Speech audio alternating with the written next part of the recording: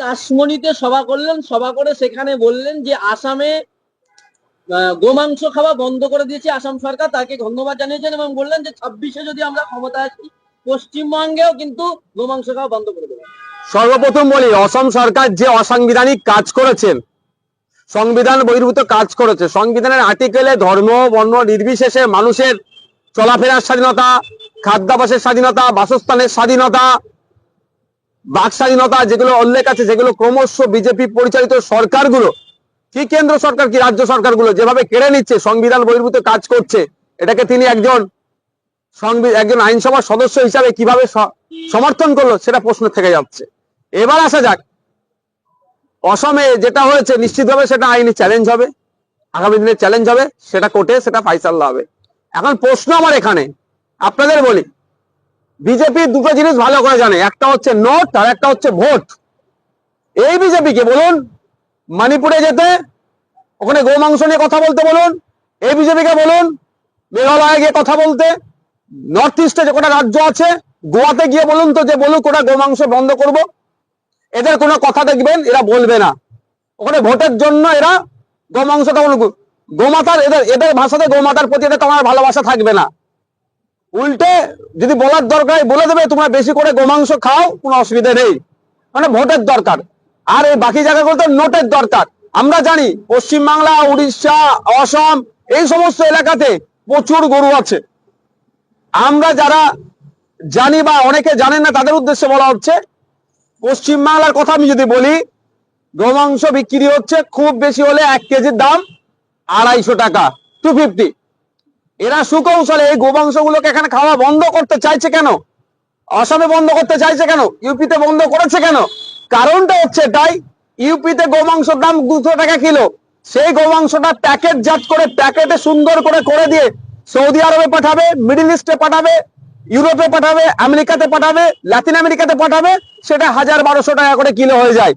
এরা ব্যবসা করার জন্য, এটা সত্যিকারের অর্থে যদি ধর্মকে মেনে, যদিও আমার যতটুকু জানা আছে হিন্দু ধর্মেতে কোনো জায়গায় গোমাংস খাওয়া নিয়ে নিষিদ্ধ নয়, থাকলে যদি থেকে থাকে কেউ যদি আমাকে জানায় সেটাকে আমি প্রত্যাহার করে নেবো আমার কথাটাকে। কারণ আমি ইতিপূর্বে যতজনের সাথে কথা বলেছি নির্দিষ্টভাবে কেউ আমাকে বলতে পারেনি যে এইটা যে নিষিদ্ধ আছে।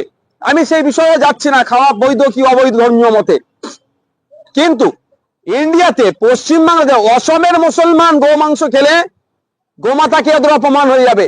আর উত্তরপ্রদেশের ওখানে মানে হিন্দু ভাইরা, নন মুসলিমরা গোমাতাকে আমেরিকায় বিক্রি করলে সৌদির মুসলমানকে খাওয়াচ্ছে, দুবাইয়ের মুসলমানকে খাওয়াচ্ছে, আপনার ইরানের মুসলমান খাচ্ছে, শারজার মুসলমান খাচ্ছে, জর্ডানের মুসলমান খাচ্ছে, কুয়েতের মুসলমান খাচ্ছে, সেখানে কারো প্রতিবাদ নাই। ব্যাপারটা বুঝতে হবে, ওখানে নোটের ব্যাপার আছে। এখানে 250 টাকা কিলো, ওখানে 1000 টাকা কিলো, তাহলে 1 কিলোতে 750 টাকা লাভ হচ্ছে। এই পলিটিক্স চলছে। আপনারা তো দেখিয়েছেন অনেকে, যখন আপনারা ছিল আপনার এই উপনির্বাচনের সময় উত্তরপ্রদেশে একটা গোডাউন থেকে কত কেজি কত টন গোমাংস উদ্ধার হয়েছে। কারণটা কি? এক্সপোর্ট করতো। আপনাদেরকে বলছি, আপনাদের মাধ্যমে শুভেন্দু বাবুর কাছে বলতে চাই, গোমাংস তো বলছে বন্ধ করে দেবেন, আর নূর আল কাবির এই ধরনের মুসলিম নাম দিয়ে যারা আমাদের দেশ থেকে বিদেশে বিফ এক্সপোর্ট করছে সেগুলো কি বন্ধ করতে পেরেছেন? বরং না, বন্ধ তো দূরের কথা, বিফ এক্সপোর্টে আমাদের দেশ টপ 10-এ চলে গিয়েছে। এটা বুঝতে হবে। সাধারণ আমি হিন্দু সমাজের মানুষের উদ্দেশ্যে বলবো, আপনাদেরকে বোকা বানিয়ে এরা ভোটক নিতে চাইছে, নোটক কামাতে চাইছে বিজেপি। তাই আপনাদের বলবো, আগে আপনারা আওয়াজ তুলুন। যে সমস্ত রাজ্যে অলরেডি গোমাংস ভক্ষণ নিষেধ আছে, তার প্রথম যদি হট লিস্টে থাকে হচ্ছে উত্তরপ্রদেশ, হরিয়ানা। এই উত্তরপ্রদেশ, হরিয়ানা থেকে যে সমস্ত গরুর মাংস জবা করে, রীতিমতো জবা করে বলছে, হালাল করে ওখানে পাঠাতে হয়। কারণ যদি ওরা হালাল না করে, ওরা টেস্ট করবে ল্যাবরেটরিতে, ওইগুলো সব ফেরত পাঠিয়ে দেবে। একটা সময় ছিল তখন ফেরত পাঠিয়ে দিয়েছিল, তারপরে অনেক ওটাকে আবার সমস্যা কাটিয়ে উঠেছিল। তো হালাল করে যারা উত্তরপ্রদেশ থেকে, হরিয়ানা থেকে গোমাংস সৌদির মুসলমানদের খাওয়ার জন্য পাঠাচ্ছে, এখানকার যারা হিন্দু ধর্মের রক্ষাকর্তা তাদেরকে প্রশ্ন করুন যে আপনারা তো গোমাংস মুসলিম ভাইরা খাবে না বলে বন্ধ করলেন, কিন্তু সৌদি আরবের মুসলিম ভাইদের খাওয়াচ্ছেন কেন? আপনার দুবাইয়ের মুসলিম ভাইদের খাওয়াচ্ছেন কেন? এই প্রশ্ন হিন্দু ভাইদেরকে বলবো, আপনারা করুন। কারণ এরা ভোট আর নোটে নিজেরাই ব্যস্ত আছে। সাধারণ মানুষ আজকে তলনিতে, আজকে টাকার দাম ক্রমশ কমছে, বেকারত্বের শীর্ষে দেশ এগিয়ে যাচ্ছে, নিত্য প্রয়োজনীয় জিনিসের দাম বেড়ে যাচ্ছে, গ্যাস পেট্রোল ডিজেল মানুষ কিনতে অতিষ্ঠ হয়ে যাচ্ছে, মানুষের রুজি রুটি নিয়ে প্রশ্ন উঠে যাচ্ছে, কাজ নাই, বেকার, এই নিয়ে এদের কোনো চর্চা নয়।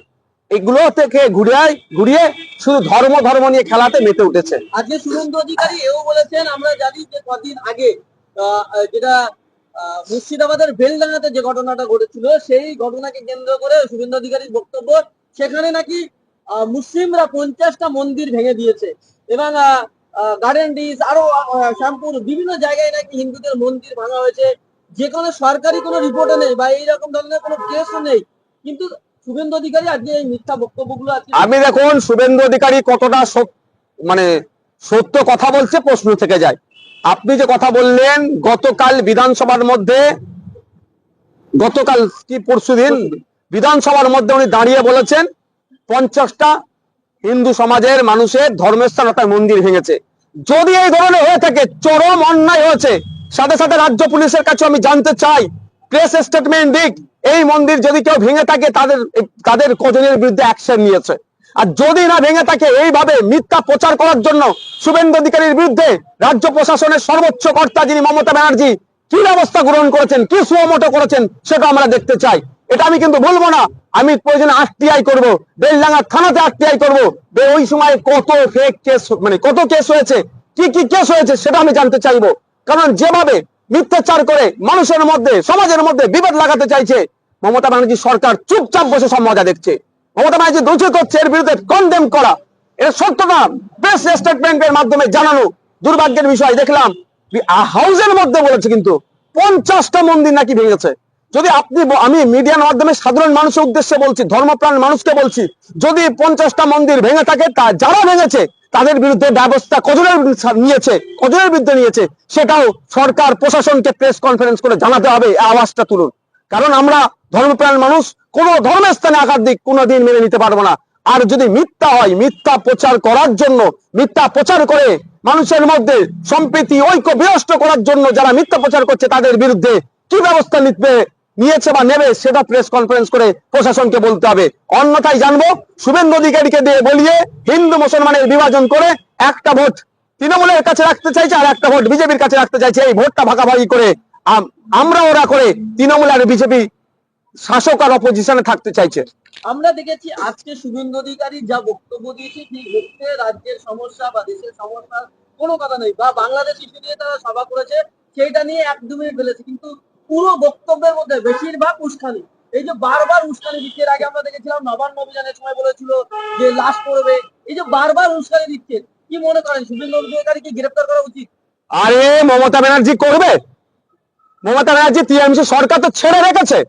আপনি বলুন না, শ্যামপুরে অশান্তি হচ্ছে, মনোমাতনৈক্য হচ্ছে, দুটো কমিউনিটির মধ্যে হচ্ছে, সেগুলোকে কন্ট্রোল করার দূরের কথা, শুভেন্দু অধিকারী যাচ্ছে, শুভেন্দু অধিকারীকে আটকানো তো দূরের কথা, সামনে পাইলট কাজ দিয়ে রাস্তা পরিষ্কার করে শুভেন্দু অধিকারীকে নিয়ে যেতে সহযোগ করে দিচ্ছে। গার্ডেন রিচে কি হচ্ছে? গার্ডেন রিচে মাইক বাজানো নিয়ে কিছু মুসলিম যুবক ওই পুজো মণ্ডপে গিয়ে কথা বলেছে, সেখানেও বাস বিতরণটায় জড়িয়ে পড়েছে, হাতাহাতি হয় না, তর্ক বিতর্ক হচ্ছে, সেরকম কিছুই হয়নি। সেখানে শুভেন্দু অধিকারী চলে যাচ্ছে আর মমতা ব্যানার্জির পুলিশ তাকে রাস্তা ফাঁকা করতে করতে নিয়ে যাচ্ছে, হুইসেল বাজিয়ে শুভেন্দু অধিকারীকে পৌঁছে দিচ্ছে। কারণটা কি?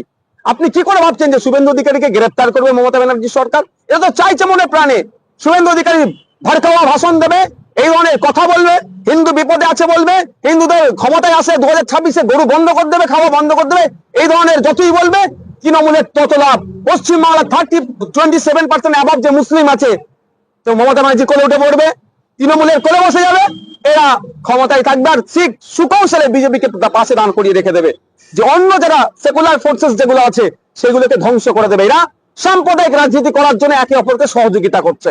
আমরা ভুলে যাচ্ছি শিখ অফিসারকে যেভাবে খালিস্তানি বলেছিল, তার বিরুদ্ধে কি ব্যবস্থা গ্রহণ করেছে মমতা ব্যানার্জির প্রশাসন? উত্তর দেখবেন নীল।